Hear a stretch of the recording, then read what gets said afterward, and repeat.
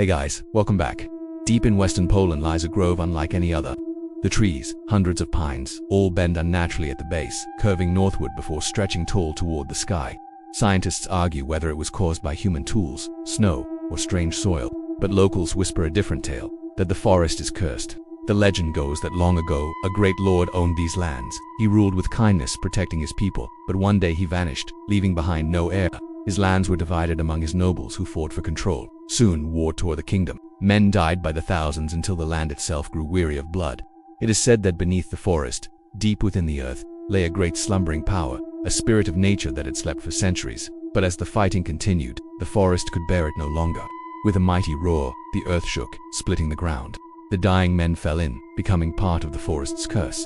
Every year, the number of bent trees grew, each marking the spot where another soul fell victim to the grove's wrath. And so, those who venture inside never return, lost forever to the crooked forest. Or so the legend goes.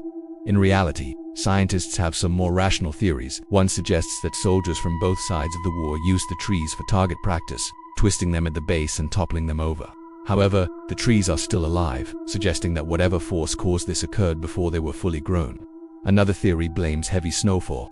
During winter, the forest's trees do bend under the immense weight, though they usually straighten once the snow melts. But these trees remain twisted, perhaps permanently damaged by one massive snowfall.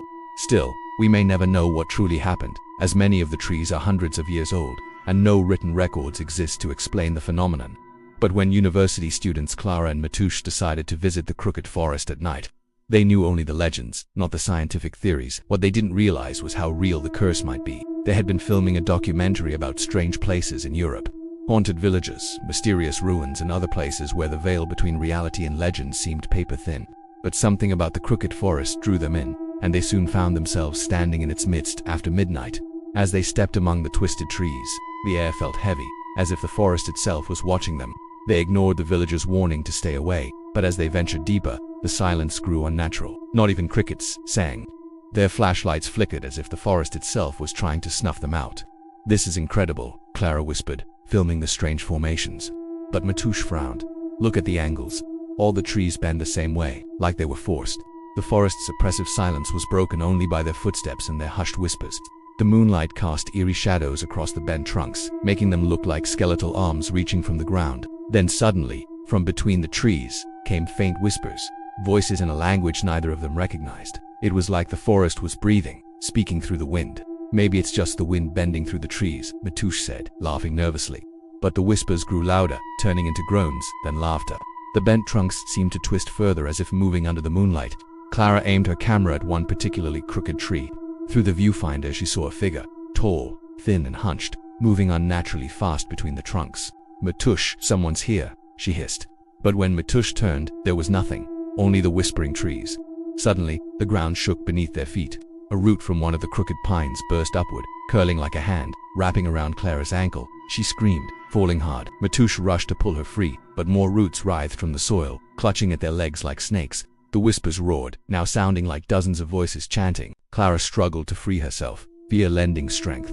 Finally, Matusz managed to hack at the roots with his pocket knife, freeing them both. They ran, stumbling between the bent trunks, but the forest seemed endless. Every turn led them deeper, the crooked trees closing in like a cage. Then, ahead, they saw a light. A small clearing glowed with pale blue fire, hovering just above the ground. Within it stood shadowy figures, dozens of them.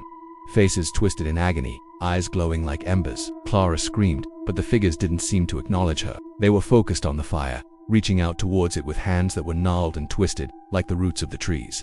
And as they watched, one of the figures turned, and for a moment, Klara could have sworn it looked directly at them, its eyes boring into hers with an ancient sorrow. Then it turned back, and Klara quickly looked away. She and Matusz didn't know how long they ran, but finally the trees thinned, revealing a small clearing bathed in moonlight. In the center stood a single ancient pine, taller than any in the grove, its branches heavy with age, and at its base, carved into the bark, was a single word, a name, Melina. It was the name of the lord who had once ruled the land, the one whose supposed disappearance had brought ruin to the kingdom. Before either of them could speak, the ground beneath them cracked open, and the trees behind them groaned, bending lower, their branches reaching like claws. The fire in the clearing flared, and the figures began to stir. They turned, their eyes glowing, and raised their arms, their voices rising in a chorus of whispers. "Come with us, come with us, come with us." The roots that had trapped Clara and Matoush began to rise again from the ground, coiling and twisting. The trees swayed, and Clara and Matoush could feel the forest's hunger, its desire to claim them. Clara stumbled back, tripping over a tree root. She cried out, scrambling to her feet. Then she saw at a glint of metal in the moonlight. Half buried in the dirt lay a sword, its blade worn smooth with age, its hilt wrapped in leather. Clara reached for it, hefting the surprisingly heavy weapon, its cold steel biting into her palm. For a moment, she felt a surge of power, a sense of purpose. This was no ordinary blade. It was a king's sword, a symbol of power and authority. The forest had claimed countless souls, but who had wielded this sword? Was this the very weapon that had belonged to the Lord Malina himself? With a sudden burst of adrenaline, Clara charged forward, swinging the sword. The roots recoiled as if burned, hissing as they retreated back into the ground. The trees swayed, their branches beating against each other, their leaves rustling in agitation. Matoush, emboldened by Clara's bravery, grabbed a fallen branch, holding it aloft like a spear. Together, they charged into the heart of the forest, hacking and slashing at the roots that tried to ensnare them, driving back the creatures whose whispers taunted and mocked them. But the forest was vast, and the roots were relentless. And as they fought, Clara and Matoush realized that they were losing ground. The ancient pine at the edge of the clearing stood as if watching them, its silent presence a heavy weight on their hearts. The fire in the clearing grew brighter, and the whispers became louder, more insistent. The forest was stirring, awakening to the challenge. Just when their hope began to dwindle, a break appeared in the trees ahead. Clara and Matoush surged forward, racing toward the light. As they burst through the trees, the first rays of dawn touched their skin. Behind them, the forest held its breath, the whispers fading to a murmur. Before them lay the familiar path leading out of the woods.